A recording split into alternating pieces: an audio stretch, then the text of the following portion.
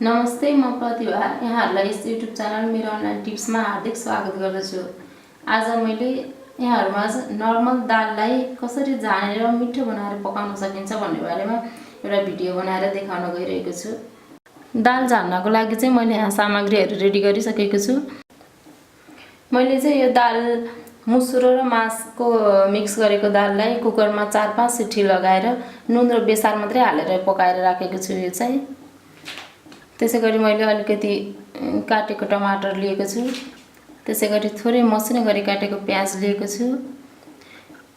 त्यसैगरी मसिनो गरी काटेको हरियो खुर्सानी, थोरै धनिया, थोरै अदुवा लसुन पेस्ट र अलिकति जिरा लिएको छु।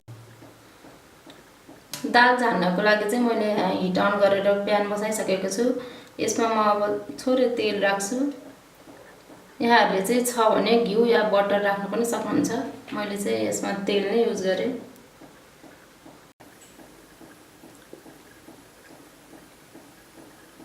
हेर्नुस् त तेल तातिसकेको छ। अब म यसमा जिरा राख्छु। जिरा चाहिँ यसरी फ्राई गर्दा यसको मिठो वासना आउँछ।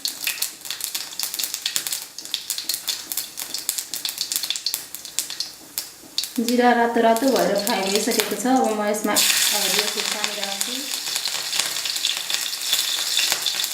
त्यसैगरी म यसमा प्याज पनि राख्छु।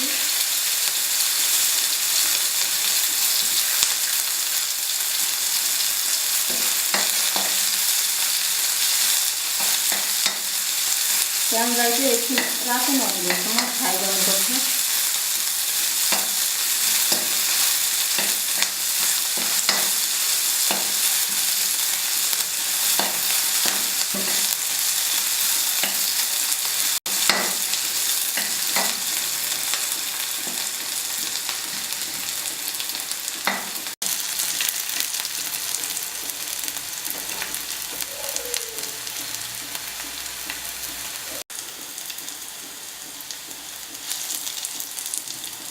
हेर्नुस् त प्याज रातो भएर फ्राई भइसकेको छ। अब म यसमा थोरै बेसार र नुन पनि राखिदिन्छु।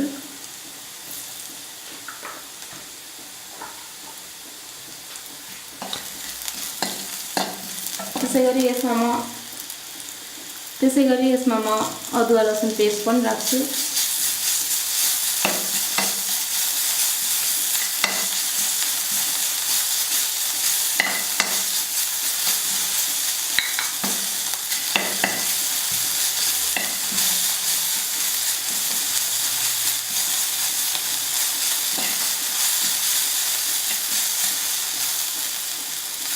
अदुवा लसुन पेस्ट पनि फ्राई भएर मिठो वासना आइसकेको छ। अब म यसमा टमाटर राख्छु।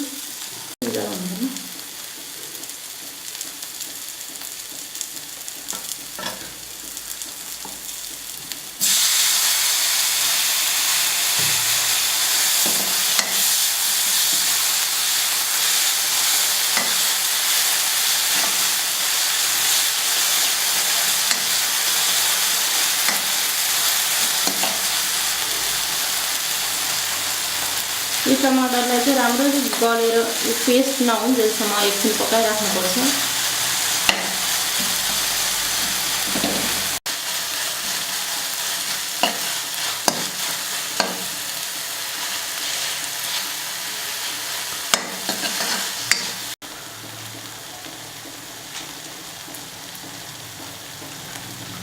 हेर्नुस् त टमाटर लगभग पाकेर यो पेस्ट जस्तो भइसकेको छ।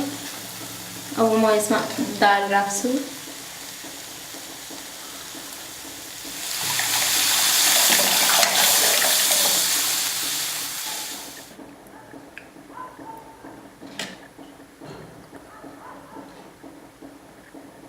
अब यो दाललाई चाहिँ एकछिन मजाले उम्लिएर छड्किन दिनुपर्छ।